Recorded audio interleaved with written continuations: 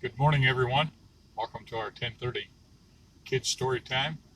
I wasn't sure we were going to make it at 10:30, but we're okay. We're right on schedule.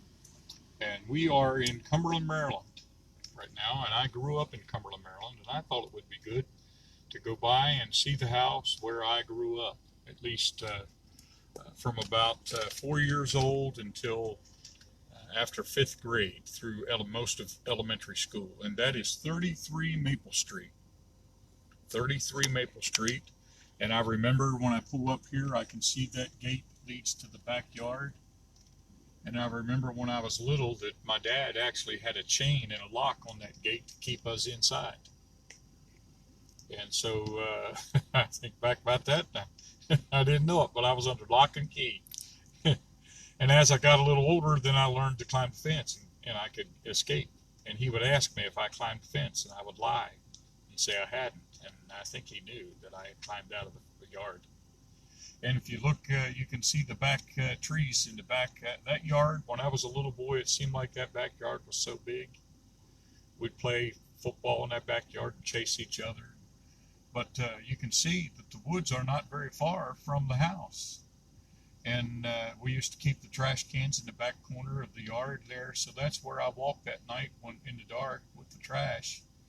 And then the fire engines, I heard the fire engine sound, and I had been earlier that day with some boys just a block away, and they had one of those boys unannounced had pulled the fire alarm on the side of the telephone pole, and I was sure that the fire truck was showing up that night. And if that had been true, that house, the whole neighborhood would have burnt down. But I remember I was really afraid that I was in trouble for that.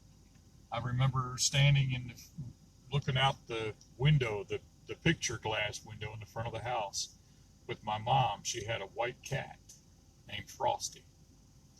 And she looked out there one day, and Frosty was laying in the middle of the street. Someone had run over Frosty. There used to be on the opposite corner here, there's houses here now, a real nice house, but there used to be a little business that big trucks would come into, and we figured probably one of those big trucks run over Frosty. And I remember all us kids standing with my mom at the front window there, and my mom crying because Frosty, she was afraid Frosty was dead. My older brother, he was 7 years older than me, and he said, I'll go out and I'll see if it's Frosty.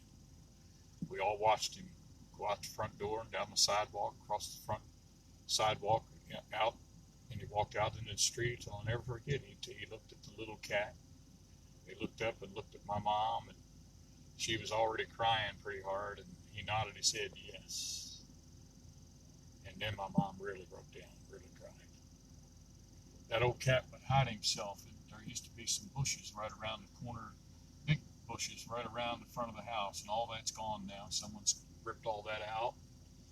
And that cat would hide itself in those bushes. And if you walked around the side, it would jump out and wrap its two front legs around your leg and startle you.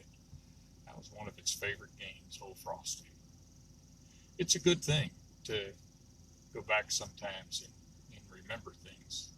I could take you right into that house and back in through the hall where the little bathroom was. And that's where I was on October 18th, 1966. Middle of the night when I asked Jesus to come into my heart and to forgive me my sin.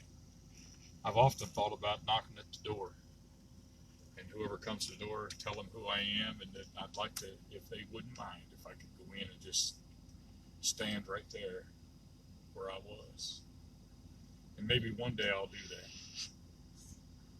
But the Bible's got all kinds of little places and things where people that people met God, or God did something really spectacular. There were times when the Israelites piled up rocks as a memorial to God. They would remember a spot. And then later when the people would come by, and some of the kids that weren't there years before, they would say, what's that rock pile all about?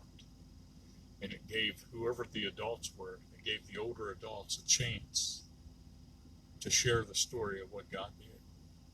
And I've been thinking about gathering me some big flat rocks and making me a memorial place in our front yard because of how God's been protecting us and providing during this coronavirus, during all this lockdown.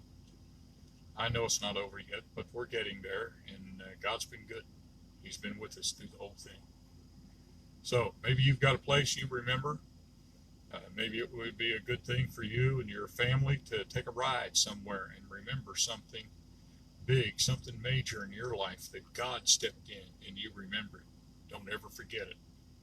It's important to remember your heritage and where you're from. 33 Maple Street. Everybody on this street knew who the Durbin boys were. Have a good day.